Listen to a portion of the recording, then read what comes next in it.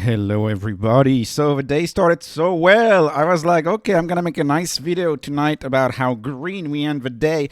And of course, as has been usual for the past, almost a week now, the day ended up like this. It ended all red when you look at the indices, and that's mostly because of Apple. Apple was down on over 4% and dragged all of the indices down. And of course, the NASDAQ down 2%. S&P down 1.5%, so good job to the NASDAQ for reclaiming its volatile status for now. If you look at the intraday movement, the movements were much more impressive.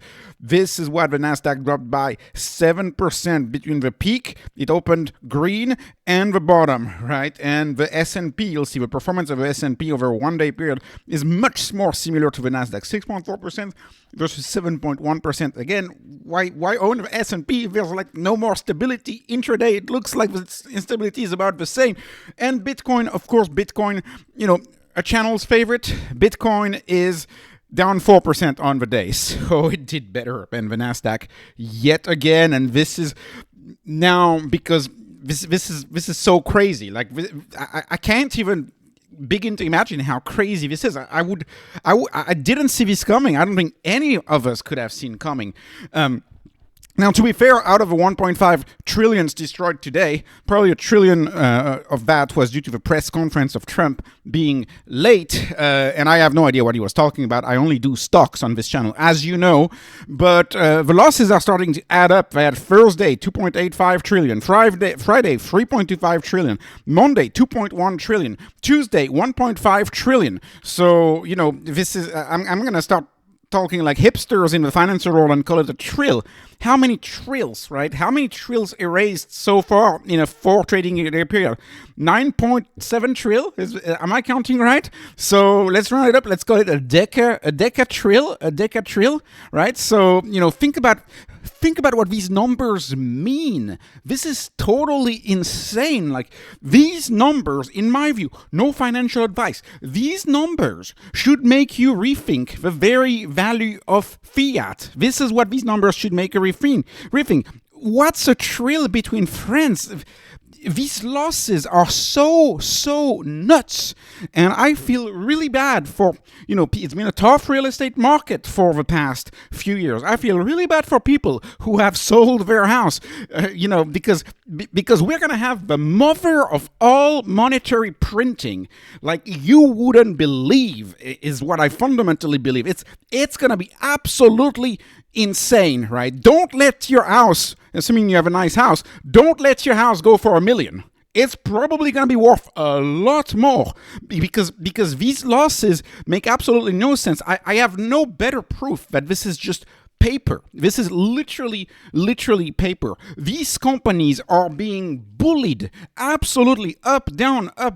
They are tangible companies. They do stuff. They have hundreds of millions of people working really hard for them every day, and they just get mistreated by fiat. And this is just so insane to me. A decatrillion. What's that? What's a few trillions between friends? Anyways, I hope I don't get fired up too much. Let's talk about money now.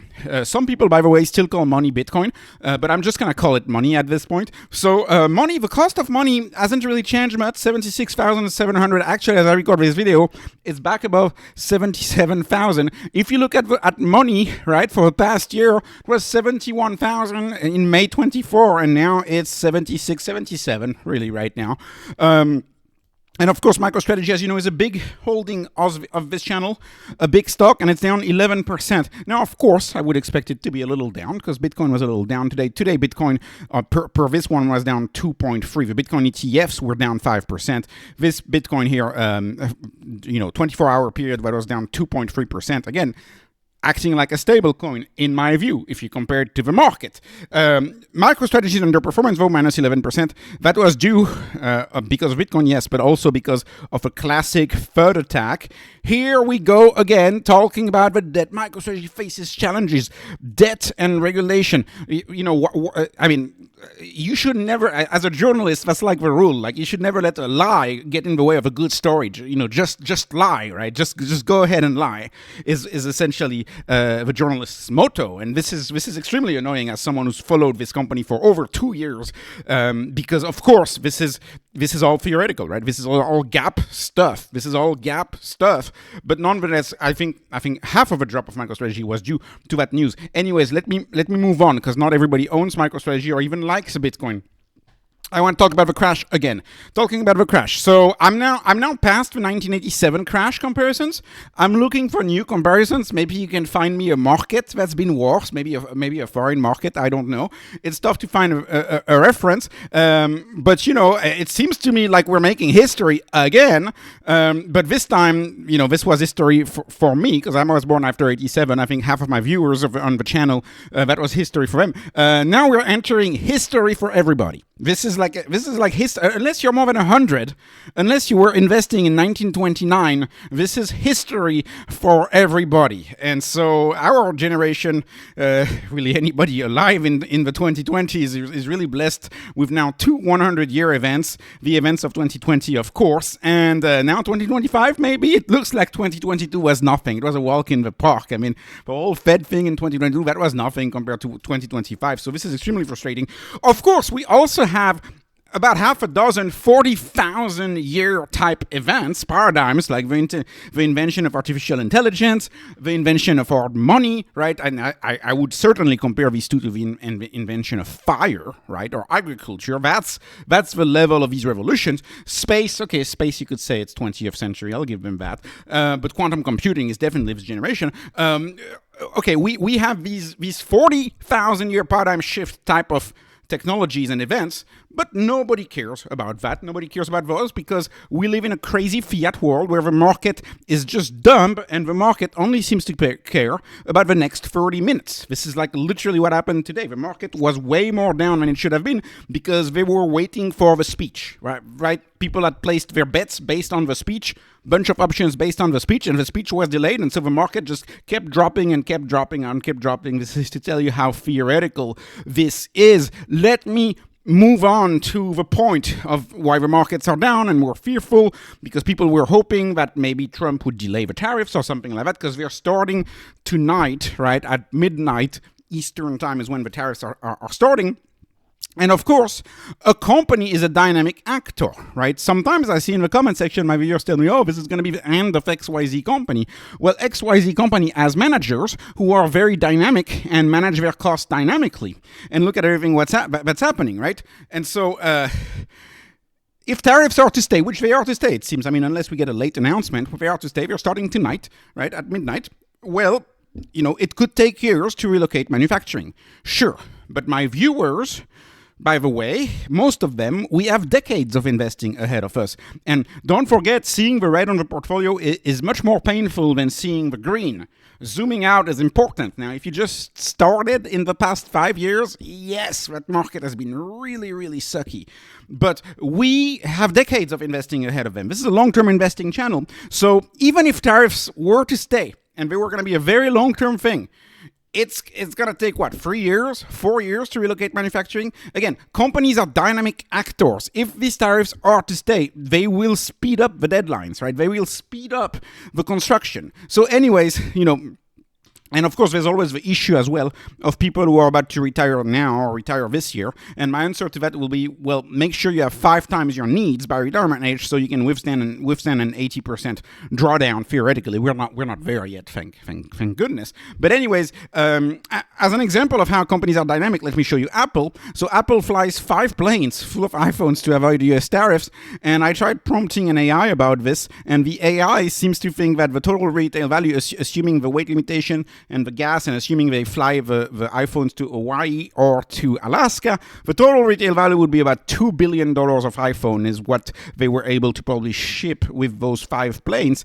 And to give you an idea how many sales that is, and this really should tell you about the scale and the value of Apple as a company. Apple is a truly outstanding company. It's very hard to fathom.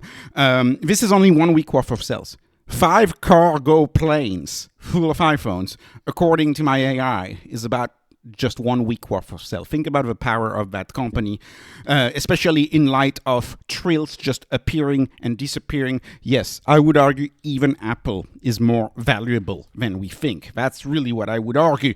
Companies are dynamic. And again, Apple is not the only company having done that. A stock I cover on the channel, Elf, they've been telling us that for 2 quarters that they've been shipping makeup. They make makeup, right? Elf, eyes, lips, and face. They've been shipping makeup to the USA like it's no one's business ever since November, right? Ever since November, which is when businesses should have acted on this. And I think a lot of businesses acted on this, by the way. So for Elf, it's to the point that they think this is going to be a 2026 issue for them and not a 2025 issue. And we're still in early 2025. Now, do you think our institutions adapt as fast as our companies? Because our companies are going to adapt. I'll let you be the judge of whether you think Powell acted soon enough at 2020. Those who have been following me for a long time know exactly what I think about that. It's a big old no. Anyways, I'm not even going to go there. Do you think he's going to act in time? Do you think he's going to act in time now? You know, that's the problem. We don't have, oh gosh, I hate to say this, we don't have a competent person at the Fed. That is what I think. That's okay. You can unsubscribe. We don't have a competent person at the Fed. I really don't think so. A May cut now. The markets is saying we're going to have a May cut, a cut in May. Okay, how many? Like, why isn't there an emergency meeting right now? This is absolutely nuts. You can just wipe out 10 trillion. That's a third of the stock market. Anyways, I'll conclude with this. Don't sell your house at a discount right now. There's only 85 million of them in the United States. And houses, they're very hard to build. You know, they take, a year to build? They take so much industry to build. Don't sell your house at a discount right now, because this is going to happen. There's something that's going to happen, that's going to have to happen with the rates. And I'll conclude with this. Don't sell your Bitcoin at a discount. There's only 21 million of them. Whether it's a house, whether it's a Bitcoin, they're extremely, extremely hard to make. And let's not lose sight of that. So anyways, I'm done. Very frustrating day. I'm going to the park. I promise you, if tomorrow drops again, I'm making a park advice. No, not park advice. I'm making a park video tomorrow if it drops again. It will be April Fools all over again. Anyways, this was not investment advice, not financial advice. This is just entertainment, and you understand on these days why it's just entertainment and why I keep saying this so often. It's almost a joke at this point. Thank you for watching. Please like, please subscribe, follow me on Patreon, follow me on X, and have a wonderful, wonderful day.